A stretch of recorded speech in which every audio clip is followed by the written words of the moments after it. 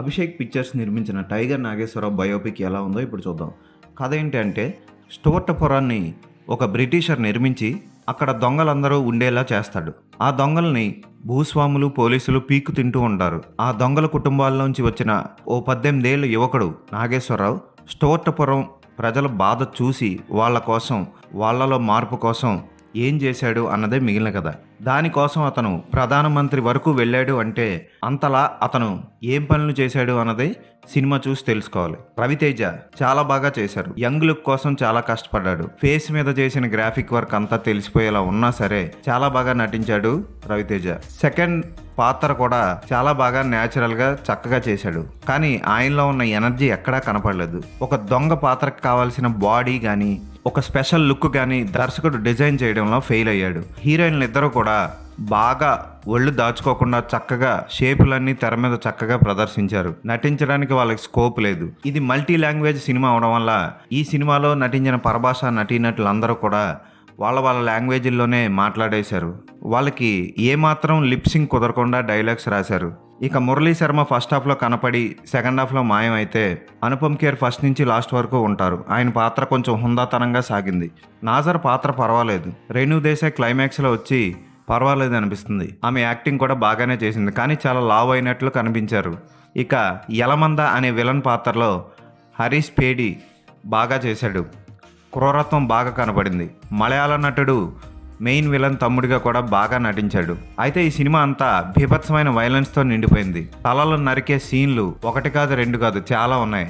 అసలు సెన్సార్ ఎలా ఒప్పుకుందో కూడా తెలీదు. ఒక ఇనప కొక్కానికి ఒక బాడీని కట్టి వాడి తల నరికితే ఆ బాడీ ఆ ఇనప కొక్కానికి కస వణుకుతూ బ్లడ్ని బయటికి చిమ్ముతూ ఉంటుంది. ఈ సీన్కి ఎలా పర్మిషన్ ఇచ్చారో నాకు అర్థం కాలేదు సెన్సార్ వాళ్ళు. బెంగాలీ నటుడు కూడా విలన్ పాత్రలో బాగా చేశాడు. మౌలి అనే పోలీస్ పాత్రలో అతని క్యారెక్టర్ కూడా చాలా అద్భుతంగా పండింది. కానీ ఇన్ని పాత్రలు ఇంత బాగా నటించినా సరే సినిమా అంత గొప్పగా రాకపోవడానికి కారణం జీవి ప్రకాష్ మ్యూజిక్. అతను అందించిన నేపథ్య సంగీతం కానీ, పాటలు కానీ ఏమాత్రం సూపర్గా లేవు. సలాం రాఖీబాయ్ లాంటి సాంగ్ ఇవ్వాలనుకుంటే అక్కడ చాలా నీరసమైన వీడు అంటూ ఒక చెత్త సాంగ్ని ఇచ్చాడు జీవి ప్రకాష్. మిగిలిన పాటలు కూడా ఏమంత బాగో. ఒక ఫెరోషియస్ సాంగ్ లేదు, బీభత్సమైన గెటప్ లేదు. ఇక సినిమా స్టార్టింగే వచ్చే ట్రైన్ ఎపిసోడ్ చూస్తే అమీర్పేటలోని గ్రాఫిక్స్ చేశారా అనిపిస్తుంది. ఎందుకంటే 3D మ్యాక్స్లో ఇటువంటి చెత్త గ్రాఫిక్స్ నేను కోర్సు నేర్చుకునే స్టార్టింగ్లోనే చేశాను. ఈ సినిమా ఫస్ట్ హాఫ్ అంతా టైగర్ నాగేశ్వరరావు చాలా మూర్ఖుడు, స్త్రీలోలుడు, అలాగే స్వార్థపరుడు అన్నట్లు చూపిస్తారు. కానీ అదంతా వేరే వాళ్ళ కల్పిత కథ అన్నట్లు సెకండ్ హాఫ్ని మెయిన్ వేరే మంచి పాత్ర ద్వారా అతనిలోని మంచి గుణాన్ని చూపించడం బాగానే ఉంది. కానీ జనానికి ఈ రెండిట్లో ఏది నిజం అన్నట్లు సరైన క్లారిటీ ఇవ్వకుండా వదిలేయడం మాత్రం అంతగా బాగోలేదు. క్లైమాక్స్లో రవితేజ ఖచ్చితంగా ఏడిపిస్తారు మిమ్మల్ని. ఆల్రెడీ మీరు వాల్తేర్ వేరేలో ఏడ్చారు కదా, ఇందులో కూడా ఏడుస్తారు. రవితేజ అద్భుతమైన నటుడని మనం పర్టికులర్గా చెప్పాల్సిన అవసరం లేదు. ఎడిటింగ్ చాలా చేయాల్సి ఉంది. 3 గంటల ఈ సినిమా చూస్తుంటే మనకి 2 సినిమాలు చూసిన ఫీలింగ్ కలుగుతుంది. ఎందుకంటే ఒక బ్యాక్గ్రౌండ్ స్కోర్ ఉండదు, ఒక మంచి పాట ఉండదు, ఒక మంచి యాక్షన్ సన్నివేశం, గూస్ బంప్స్ వచ్చే సన్నివేశాలు ఏమీ ఉండవు. రవితేజ చేసే దొంగతనాలు కూడా చాలా సిల్లీగా అనిపిస్తాయి. గోదావరి రైల్వే బ్రిడ్జ్ మీద ట్రైన్ ఎంతసేపు వెళ్తుందండి? మహా అయితే 1-1.5 నిమిషం. ఈ సినిమాలో ఆ ట్రైన్ వెళ్తానే ఉంటుంది. ఆ దొంగతనం జరిగే సీన్ చూడండి ఎంతసేపు సాగుతుందో. ఈ సినిమాకి మది అందించిన ఫోటోగ్రఫీ హైలైట్. కలర్ కరెక్షన్ కొంచెం సరిగ్గా చేయాల్సి ఉంది. ట్రైలర్లో చూపించిన కలర్ కరెక్షన్ అద్భుతంగా ఉంది. సినిమాలోకి వచ్చేసరికి అంతగా బాగోలేదు. కాస్ట్యూమ్ డిజైనింగ్ అస్సలు బాగోలేదు. హీరోకి కొంచెం సినిమాటిక్గా లిబర్టీ తీసుకొని కొన్ని సీన్లు యాడ్ చేసినప్పుడు మంచి గెటప్ యాడ్ చేస్తే ఏంటి నష్టం? ఈ సినిమాలో పాత్రలన్నీ తెలుగులో మాట్లాడతాయని ఫస్ట్లో వేసి కొన్ని చోట్ల తమిళ్ డైలాగులు, కొన్ని చోట్ల హిందీ డైలాగులు పెట్టారు. దానికి కింద సబ్ టైటిల్స్ కూడా రాయడం మర్చిపోయారు.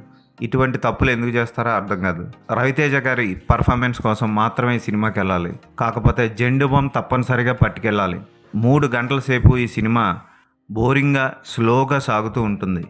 మీరు జెండు బామ్ రాసుకోవాలి, కంపల్సరీ మర్చిపోకండి. ఈ సినిమాకి నేను ఇచ్చే రేటింగ్ 2.5/5.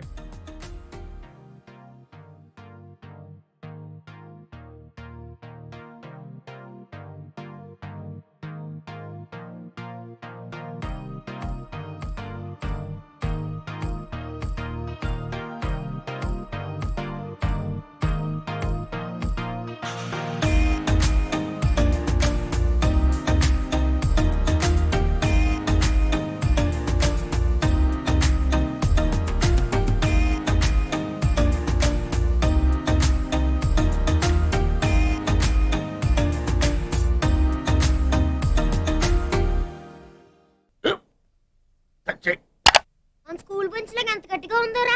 కొట్రా, కొట్టు, పర్లేదు, కొట్టు. అబ్బా చైన్ పెట్టేసింది బాబాయ్. ఆ, ఏంటి నువ్వు కొడతావా? కమా బిట్ మీ యార్. వద్దు బాబాయ్. వాణ్ణి నేను కొట్టడం లేదమ్మా, వాణ్ణే నన్ను కొట్టమంటున్నాను. నువ్వేం కంగారు పడక్కర్లేదు. అడు తిరుగుతావేంటి?